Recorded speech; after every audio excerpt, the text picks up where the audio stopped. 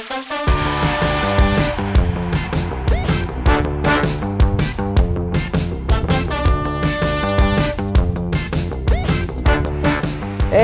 guys, welcome again. Let me just pull up these notes here. Welcome to Content Supply. Welcome to Video Supply, where we believe that video is the most powerful way to monetize your message, stand out in the market, and grow your business. I'll be your host today, Josh Crandall, and we've got Dallin Nead joining us today. Dallin, say hi. And this is the first time I'm using this live platform to really bring us together in a podcast. So that's kind of neat. Let's do it. Let's bring us. There we go. We're on video. Yeah, here we are. Hey. You're in from Colorado, and what state are you in now? I'm in Virginia right now. We're Virginia. Yeah, we're everywhere. Dallin and I are both moving. We've been both moving, so it's a little hectic. Yeah, we're currently. I mean, for those who don't know, so like Josh and I are partners here on Video Supply, this platform, but also on in the agency, and we run it all virtually, right? So like we're all over the country. We have our video suppliers all over the country in different parts of the world, and we're both in the middle of moving, so we're in places that are not our own, and still making it happen. So it's good. Yeah, it's important. We keep saying that that done is better than good, or good is better than perfect. As long as we're getting it out there and sharing, I mean, like, you can do the same for your business as well. So, thanks for joining me today, Dallin. Today, we really wanted to talk about, go a little bit more in depth than what we talked about last week. Last week, we talked a bit about when you go to, create your videos, you're focused on people, your purpose, and then your platform, right? And they're very valuable things that you need to map out before you go ahead and create your content. And so I wanted to take a deeper dive into at least one of those things that I think is very important, and I think we should talk about today, Dallin, is I think we should talk about the platform, and really talk about how, planning for the right platform really matters in your business. When you go to create content, you definitely need to have those end goals in mind. Obviously your audience. You need to have the purpose in place, but then platform, right? I mean, that's such a big thing that you can really use for your distribution platform. It's a strong tool, and if you have a clear understanding of what each platform is and what aspects of it can really contribute to your messaging, then you can really have a good presentation and use it as effectively as possible. So let's jump over to and look at a few things as an example. Go ahead. Yeah, can I jump in? Actually, quick thought on that too. For sure. And one thing I find fascinating that you're saying with that is if you think about platform versus the other two P's of people and purpose, platform is the one that is often most out of our control and always evolving. So like, the people you serve, you can serve almost the same people for your entire business lifespan and still, have that same purpose behind your content. And what you're trying to help people do, obviously with some variations, but the one that is least out of your control is the platform, because that is at the mercy of the people who create the software, create the platforms where you distribute your content, and I think that's the most fascinating. So we're going to kind of talk about how to also adapt and evolve to the changes that are always happening on the platforms. So definitely. Yeah. So what I want to do is I want to just take us through. We're going to, this is a podcast, but for those who are watching the video, you can follow along with the video. But we're going to jump through a YouTube channel, an Instagram channel, Facebook. These are all platforms that you can use to distribute your message. We're going to talk about some of the differences there and some similarities that can really help shape your message and to be used or to utilize these platforms effectively. So we'll jump over to YouTube. Now, if you open up YouTube, sharing my computer screen here. We see the screen, but we don't see YouTube yet. Yeah, that's so interesting. Yeah, there we are. You see YouTube, right?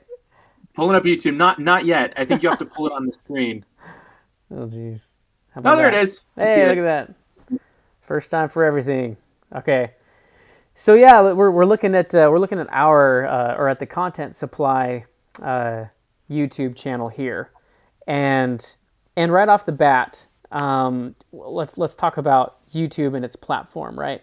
From my understanding, YouTube is about the second used search platform on the web. Correct me if I'm wrong, Don. But basically, when you go to a platform like YouTube, something to point out is you're a captive audience.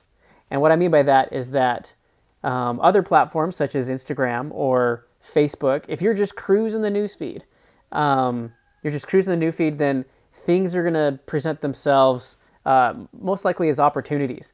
Somebody's throwing up a video, hopefully that you're going to scroll by it. In that case, it needs to be, show stopping or have a very strong hook, or your goal there is to grab a new audience member. Within the marketing realm of traffic, leads, and sales, you're really generating traffic there, right? You're trying to put yourself out there and be seen. And so when you come to a platform like YouTube and you search for a video, you are submitting yourself to be a captive audience, which is something to keep in mind when you're creating your videos, is that any one of these platforms that you choose to put your content on, you need to keep that in mind and say, hey, I can use some things to my advantage here, because if somebody's searching YouTube and they find a video and they click on the link, then they're going through this step-by-step process that says, I'm willing to sit here and watch this, right? So then you as a creator are able to utilize that and say, I can present my information in a little different way. Maybe I don't need to rush to my my selling point, or maybe I don't need to have such a strong hook, or maybe maybe I can take a little more time and be a little more creative. I have some room to breathe.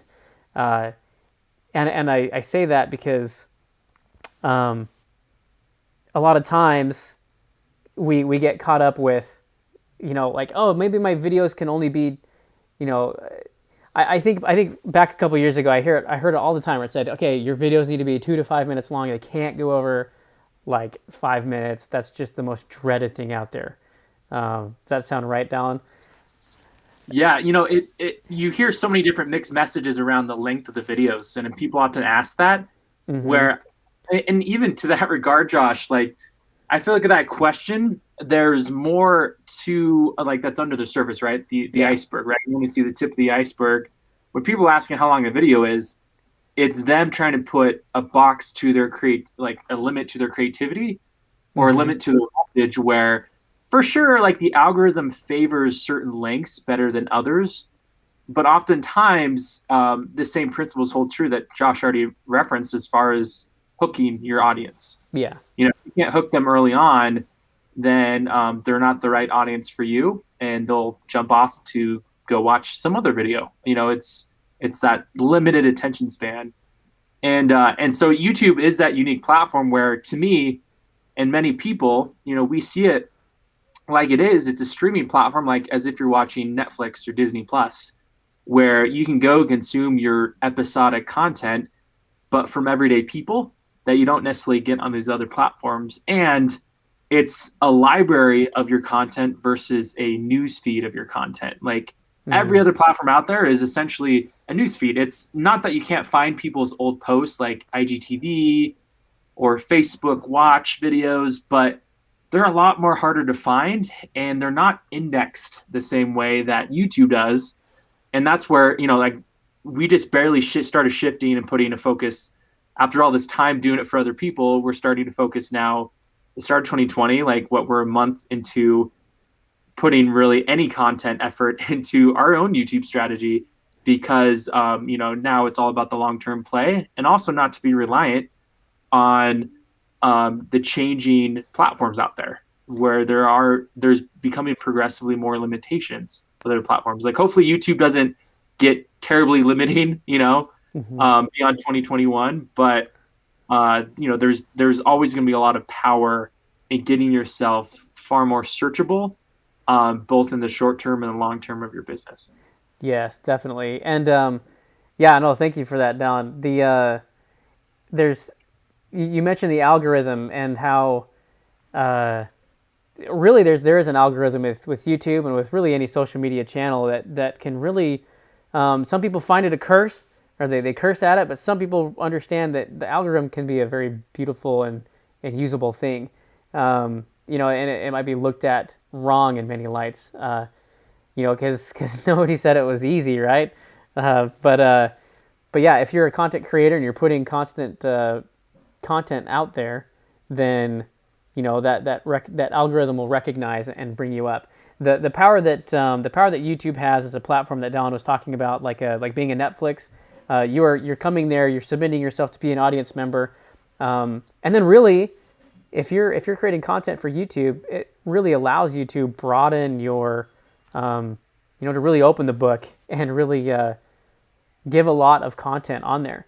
Something to keep in mind too is, aside from being able to have a longer attention span, when you click on some of these videos, and we'll just use, we'll click on a random one as an example. Let's click on a random one down. First one. We are able to put copy in with a video, which I think is a beautiful, beautiful thing. You have the power here to insert copy below the video, so you don't have to, say things in your video that somebody could jump down to the copy, right? For instance, your title.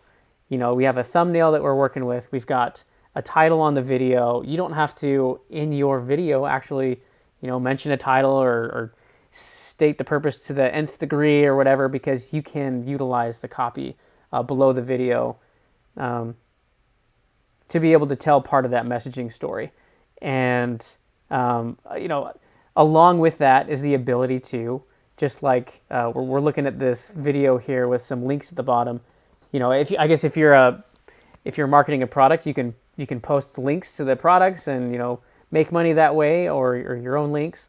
But then, right down here within our channel, we've posted the YouTube channel, website, Instagram, Facebook, Twitter, LinkedIn, podcast. There's so many things that you can do here that really helps to, redirect and retarget people who are curious and want to learn more. So YouTube is a very powerful platform where you can put your long form and links to other content and really utilize this to the max. And to add to that too, the platform you distribute your videos to is only as powerful as your ability to be clear on those other P's of purpose and people. Because if your people are not spending their time on YouTube and consuming content on YouTube, then there's no reason, as powerful as YouTube is, there's no reason to be there. I'll venture to say that most brands, if not all, need to be on YouTube just for the searchability aspect for the long-term strategy. But, if you're going to TikTok, but you're servicing baby boomers, it's having the context of the people you're serving and then the platform that they're spending their time on.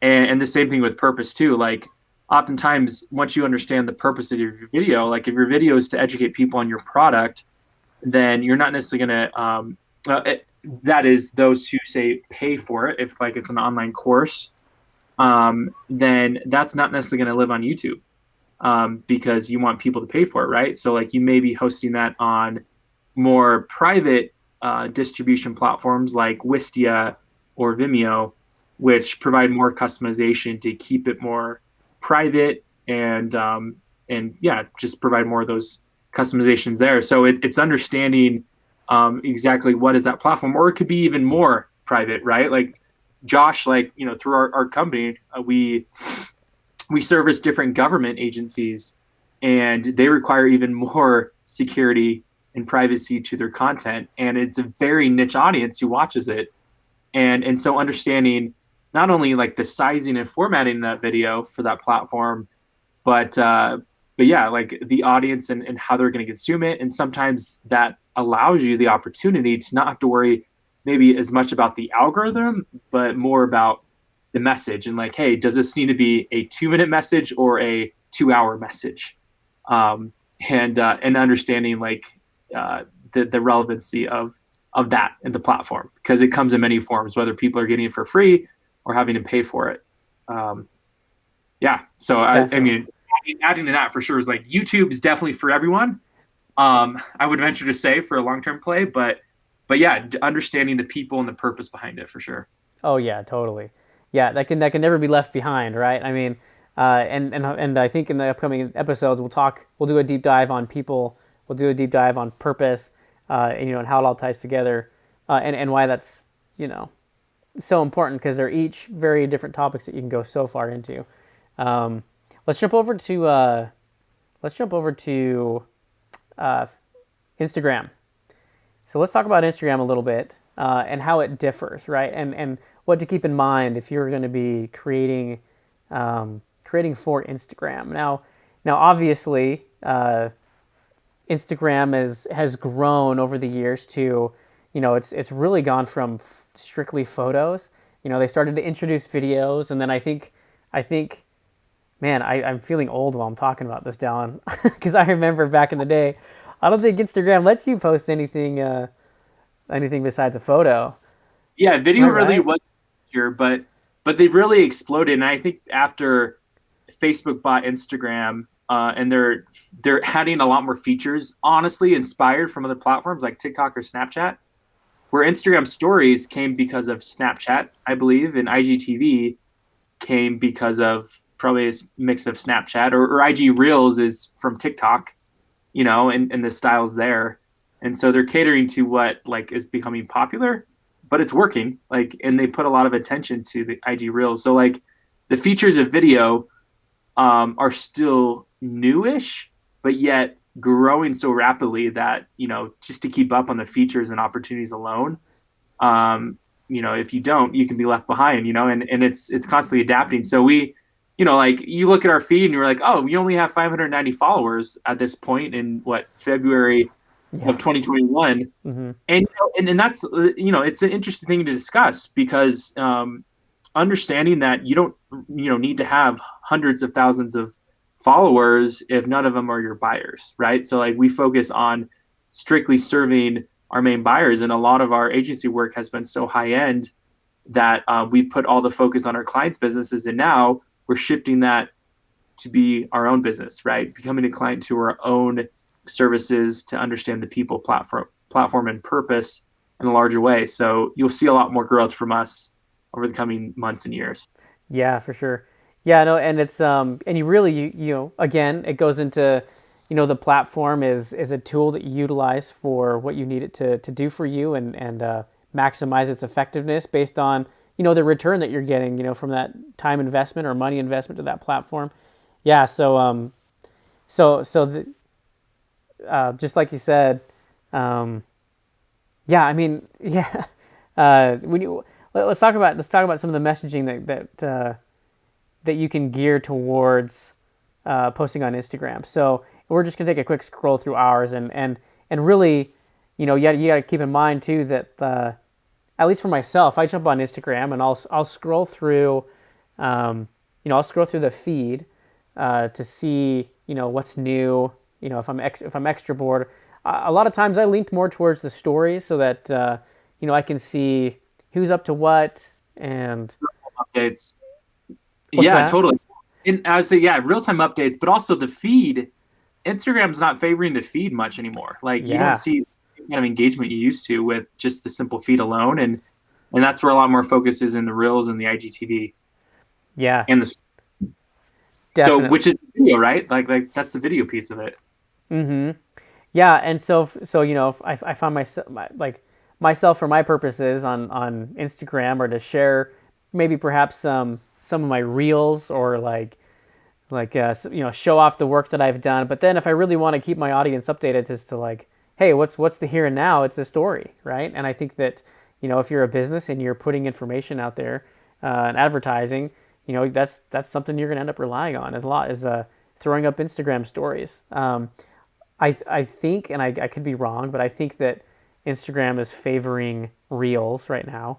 It seems like those are more discoverable or tend to be promoted a little more within their algorithm. Yeah, it's all about the new features. Like, Mm-hmm. knowing and testing the new feature, they push more attention to that for sure. Yep.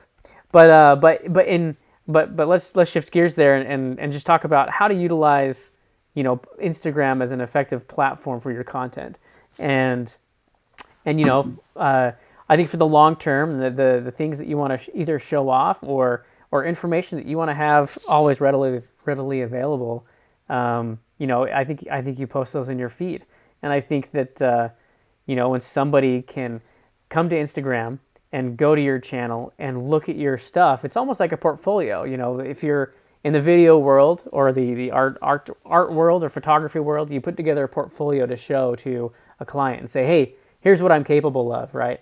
Some people go to platforms to find inspiration, and so for us at Content Supply, a lot of these are, we're promoting some of our products and our services. We're trying to be eye catching and stand out. There's some quotes in here that we want to share for inspiration. But really, this is a strong portfolio to show, like, it's really showing off our branding, I think. It's a very powerful platform to use to show, hey, this is the look and feel of us, which can go to great lengths when you're trying to attract clients. Anything else on that, Dallin, before I move to like Instagram stories? Yeah, no, it's all about that. Like, and this is a shift that you often find if you look through people's entire feed from the time they started. Is a lot of the feed, particularly obviously if you're a brand builder, right? A lot of the feed is about you. It shows a lot of visuals about you, and same things with stories, right? Because you're documenting your day. But the idea is like you'll see a lot more growth, and this is again something we're talking about to kind of share our current update of our own business. Is like something we're shifting more of is how can we show less of your face and more of valuable information that features and talks about your customers, right? Because at the end of the day, messaging is only as powerful as your ability to talk about your customers and how to help serve them the best. And if that calls for an image or visual or video of you, then include it. But oftentimes it calls for the straight up information because people will love to consume valuable information that's relevant to them and then pay you for the implementation of that information. Depending on what product or service you're offering. So yeah, like you'll see that progressive, like if their feed, their following and their engagement is growing, it's because they're shifting the focus of their feed and all their content on the platform to be about their customers solely. Definitely. And that kind of circles back to why it's so important to know who your audience is, right? To know the people that you are presenting the information to really know what to put out there. There's so much that goes into that you can do to define really who is your audience and then tailor your messaging to fit that audience because if you don't do that, then you're not really going to land any messages. They're not going to stick. They're not going to be strong. If we talk about how to utilize stories, if we talk about how we utilize it for our content supply clients, a lot of times we'll develop videos that live on YouTube, right? That's their main, that's the kind of the home base. But we do want to share because there is power in sharing, relevant information that's quick to digest on platforms such as Instagram. So what we'll do is we will gear an edit towards Instagram stories. So the aspect ratio or the dimensions on YouTube is typically 16 by 9. We'll go ahead and we'll flip that because people typically cruise Instagram with their phone vertically. And that's been a major shift in the film industry as well, I think, is that strong influence that Instagram's had to, people start creating videos vertically, which is uncomfortable for a lot of video creators, Yeah. Did we talk about this last week about Quibi? Oh man, I don't know. Did we talk about Quibi? We may. Regardless, like maybe we do this quick tangent example, if you don't mind. Like I think it's a perfect example of like we see a progressive push towards mobile viewing, right? The platform. Definitely. Quibi is an example. In 2020, here they had multiple billions in investments from top studios and even former studio executives like Jeffrey Katzenberg, who it basically was the president of Disney Animation when Aladdin or Little Mermaid, some of those iconic Disney movies came out. But then he went together with his business partner and they built out Quibi, brought in all this A-list talent. And Quibi was, I'll say was, right, a platform and a streaming service that favored mobile distribution first. And so, you're watching like some of your favorite stars in like 10-minute episodes, the short episodes vertically. You can definitely watch it horizontally if you decided to, but it favored all mobile distribution. But what they failed to do is like, yeah, they may have considered distributions in a strong way to know like, oh, we got to distribute this. We got to, like, here's the platform. Here's our platform decision. And so they built with the platform mind, which is powerful. And they had a strong purpose to cater to, this innovative new way to consume content. But where they were lacking was the people focus. Is they were trying to target, they were saying they're trying to target like the younger generation, right? The people who are very mobile first and short spans, right? The younger generations. But they failed to market that way. So, lip service to the fact that they weren't actually doing it correctly. And as a result, they just utterly failed and they closed down shop in their whole business after about 6 months in 2020. But that's a perfect example of a misalignment in people, purpose, and platform. They were missing out on doing people correctly. And so if you find your videos are just not working or falling flat, I guarantee that at least one of these three legs in your stool, this three-legged stool foundation is missing or needs to be corrected and fixed.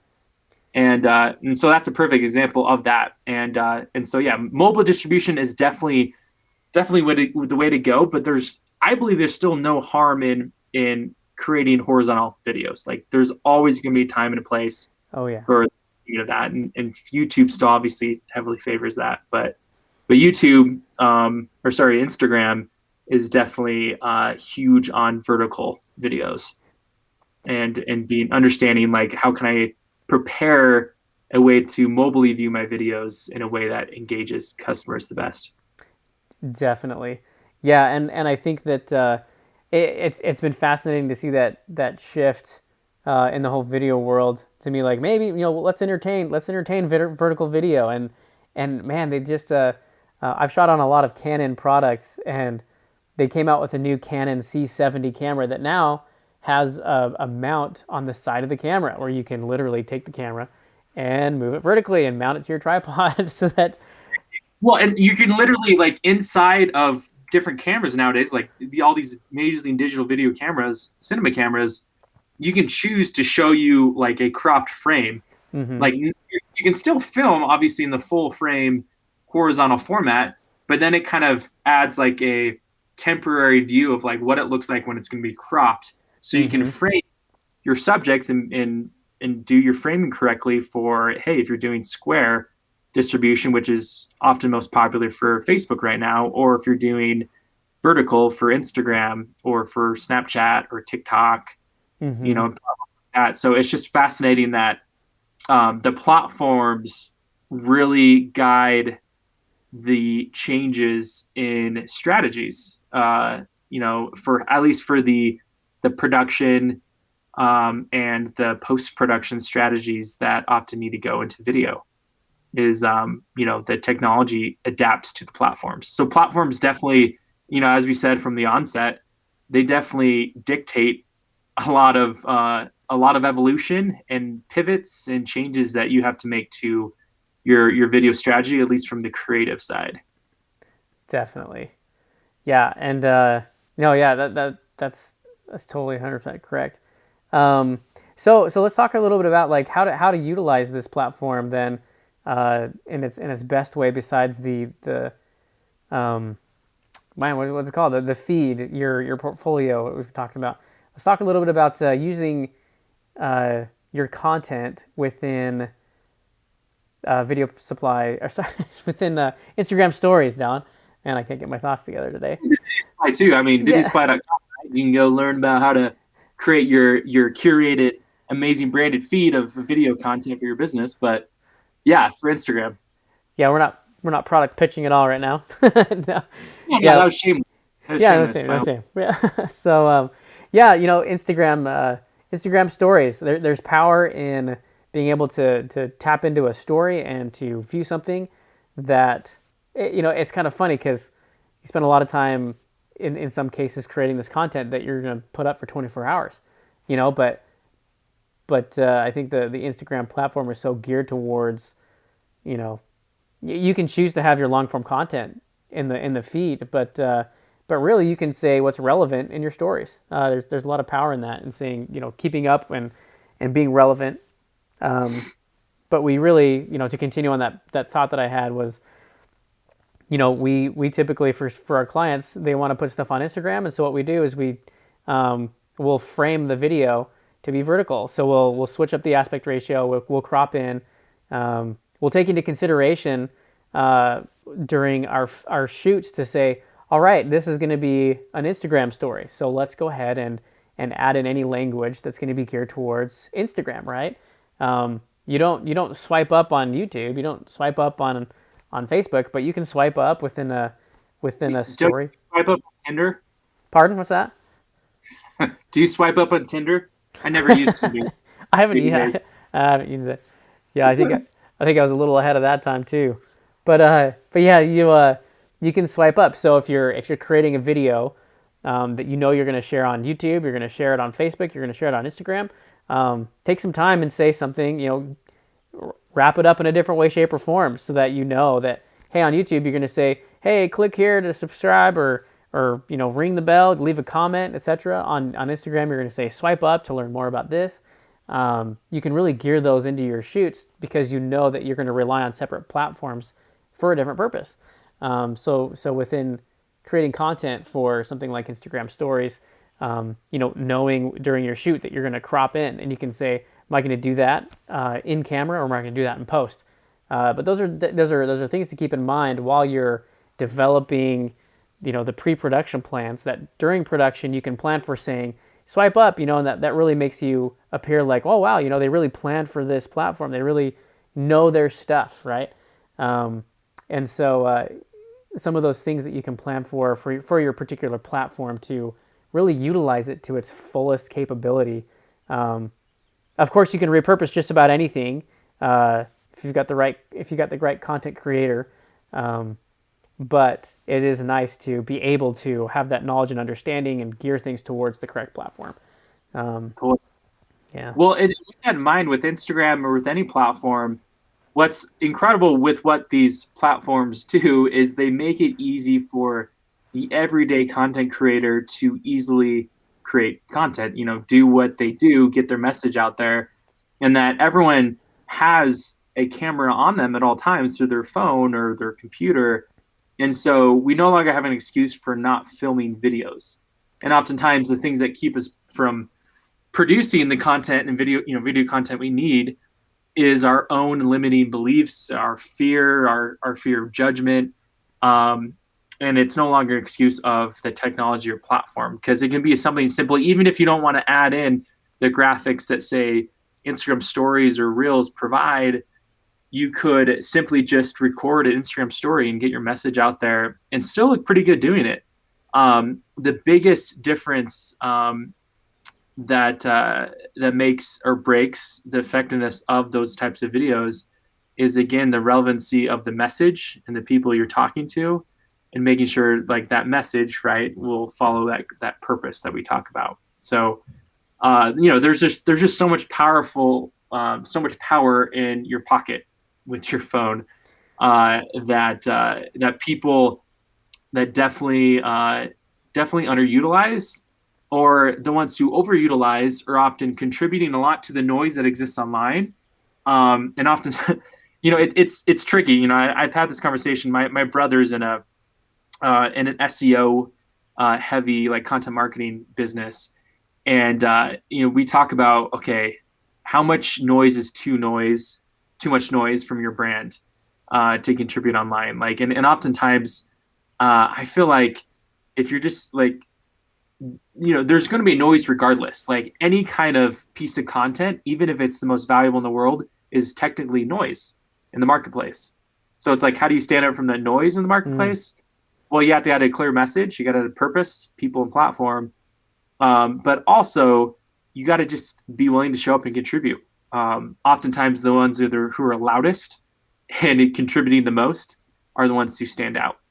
And so it's that's I feel like the tricky thing that lies there is we lack that time, the energy, and the resources to effectively and profitably stand out in the marketplace and to contribute to that noise at the level that we need to. And that's really what inspired content supply, our main business, but our system of video supply and the services and coaching that we provide is we deliver a proven system for people to use video profitably and effectively to help them grow their business in a way that helps them contribute to the noise, but do so in a very genuine and an impactful way for their clients and for their business as well. Definitely. And sometimes I think that to add to that, you talked about how sometimes the loudest or the most visually striking or whatever it is gets the attention. I think also consistency will get noticed as well. I think if you're hearing this overtone of consistent thing throughout a song, you're going to notice it, right? And so I think that has a lot to do. So as long as you have that plan in place and you're utilizing these platforms to the best of their abilities, and understand that there is an algorithm, in some cases, if you want to, lean on that to help grow your audience, then yeah, you can be very consistent, and that'll help stand out as well. So let's jump back in. Let's go back to let's move on to Facebook. Let's talk about how Facebook differs from the two different platforms of what we've talked about, which has been YouTube and Instagram. So let's talk a little bit about Facebook. Dallin, how should somebody effectively utilize Facebook as a platform for their content, for their audience? Yeah, that's a great question. Facebook is a fascinating platform because, to me, I believe at this day, recording this beginning in 2021, the most powerful way to get your videos to drive the most impact, I believe, come in two forms. One is Facebook ads, so paid advertising on Facebook. So that way you can actually deliver, obviously, with the algorithms in your favor, deliver the relevant video messages to the right audience at the right time. And that can drive the most impact and growth and sales in your business. But then second to that, I would say it's utilizing Facebook groups. Here's one of our Facebook groups, but that you can see, for those watching the video. But utilizing Facebook groups allows you to bring in a curated audience of people who only want to hear from you or are interested in learning from you, whatever topic or niche that may be. And then you can drop in videos, and we obviously still want to make them engaging, but you got to understand that people are already saying that they want to get to know you more and learn about how you can help them. And so they are already showing that they know you. And now they're like, okay, make it easy for me to fall in love with your brand. And so you're able to sell them more easily in Facebook groups, but you're also able to target them in very specific messages to help provide as much valuable information as possible. So to me, again, the two focuses are definitely there. But beyond that, like if you want to go, like, okay, that's great, but like my Facebook or my audience is so like it's all about Facebook for them. So then you can leverage Facebook Watch, which is basically Facebook's streaming service. I mean, there's even I just recently moved from LA to Denver, and I had friends working in the film industry who were creating episodic TV shows for Facebook Watch exclusively. It was a Facebook Wow. Watch TV show, and it's not, I don't think not a lot of people realize that to the fullest extent. They just think a lot of the everyday creators or brands are just contributing like lower budget shows, but there are Hollywood level shows that are showing up on Facebook Watch. And so if you've already spent the time and are willing to spend the time and know your audience is almost exclusively on Facebook, then you tap into that opportunity there and create your own TV show for Facebook Watch, and show up consistently there. And so, I would say ultimately there's kind of those three focuses: ads, hands down, for faster results, longer term strategy, build up an audience who is excited to watch your show every week or every day on Facebook Watch, and then get more do more deep dives with your audience inside of Facebook groups. Man, yeah, that's crazy. I didn't realize that. I mean, I haven't been into Facebook Watch as much personally, but that's pretty impressive. They've been Yeah, solely well, focused on that. That's crazy. oh yeah, no, it was just blew my mind. Like, Facebook, like, and I was talking about this with my wife the other day, like, because we were driving past this even Amazon fulfillment facility nearby us, just down the road. I was like, what's amazing is that Amazon started as an Amazon bookstore, right, selling exclusively just used books, I think, alone. Yeah, I Um, remember that actually. Yeah. Now they literally sell everything from A to Z, including they're a movie studio. Their Amazon has won Emmys and I think even Academy Awards. Wow. And they're tapping into every single niche and industry, feels like, on the planet. And so, and you can even, like, if you want to venture there, right? Like, we only were talking about these three main social media platforms today, but you can consider and think bigger than that. Obviously, if your audience is on TikTok or Snapchat or any other social media platform that's relevant to the time and place, that you need to build your audience on. But there are bigger platforms that are possible to consider, right? Like Amazon Prime. It takes a lot of effort and strategy to do it, but we have plenty of connections that have distributed their films and their content, as DIY or professional as it is, to Amazon Prime, or have sold the rights to Netflix, for different platforms. And those distribution platforms are powerful, and it gives you more credibility. It may be a broader market and not all your ideal clientele or customers or audience. However, it opens you up to a wider range of people still. If it's relevant to your brand, then you can focus on those platforms as well.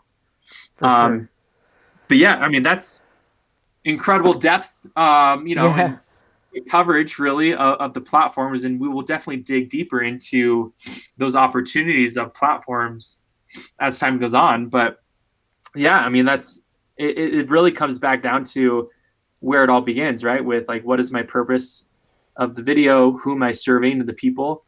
And then where they're spent, like, where do they prefer to spend their time to consume content? And then choosing a platform based on who you serve. And that will make, your approach to creating content much easier. Yeah, definitely. And yeah, exactly. And that approach is really what it's all about too. With understanding platforms is how can I tailor this content to live on the platform that it's going to live and be the most effective at accomplishing that purpose of what we want it to do. So yeah, it's something to consider definitely when you're creating any content. Is what's my platform? If you make it specific, it can really land harder than otherwise planned. And just make sure that you realize that there is power in customization for where your videos are going to live. And yeah, there's so many platforms. There's you can sit here and list off a huge list. But if it's an audience that you want to tap into, there's no harm in trying a new platform. Whether it's Pinterest, whether it's LinkedIn, if it's trying to advertise on Amazon Prime, who knows? Totally. Well, actually, just a quick note on LinkedIn, by the way. They just opened up, finally, a live streaming feature, like, just with a matter of, like, a few weeks ago. They're still in beta testing after Wow. all this time. Yeah. You know, the video was capable in very simplified forms. But yeah, if your audience is on LinkedIn, like, Twitter, Pinterest, all of these platforms cater and are adapting their features to favor video more. Some are a little bit late to the game, like LinkedIn with live streaming, like we're doing now on YouTube and other platforms. But yeah, understand where your audience is, and as quick as possible, create videos to show up on that platform. Even if it starts as simple as a live stream like this, like I'm using my webcam, regardless of being a professional, creator for years. And it's just kind of like based on your circumstance. If you can't always use a professional camera, use the best one you have on you, and just still be willing to put out a message. And then when you're ready, hire a trusted video agency partner who understands digital advertising, but also the creative side of video creation, like that we talked about today, to help build out a strategy, customize a strategy for you, do the production, and then help you promote that content to get seen, heard, and really help you stand out profitably from the crowded marketplace that's online. And that's what we do at VideoSupply. You can go to videosupply.com and learn more about what it looks like to work with us, apply to schedule a free strategy call with our team, and we can figure out if we're a good fit to work together. Definitely. On that note, I'm going to start playing some outro music here. Oh man! Right, down through the call to action. Let's do some outro. Yeah, but no, thanks for joining today, guys. I think we can wrap it up here, and yeah, definitely go to our site, utilize our resources, schedule a strategy call. We'd love to talk to you, and we can you can hear from us soon. We'll have another episode. Plan another one next week. So all right, stay tuned. Yeah, thanks so much, guys.